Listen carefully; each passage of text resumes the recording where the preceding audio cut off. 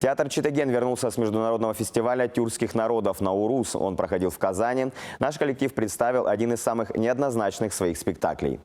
Чанар Хус поставлен по мотивам старинной хакасской легенды об охотнике, который был готов на все ради любви, но потерял ее.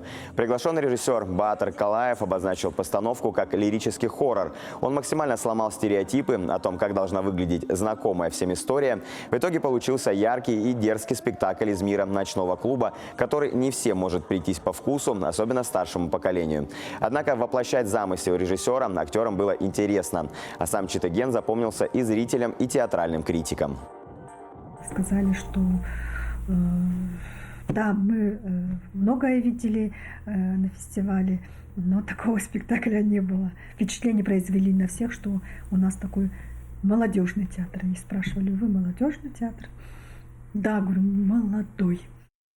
Сейчас Хакасский театр драмы активно готовится к фестивалю Чирчаян. В честь года эпоса он покажет еще одну свежую постановку «Хубай Хус». Так как главного режиссера у театра до сих пор нет, этот спектакль также поставил приглашенный режиссер Борис Манджиев из Калмыкии.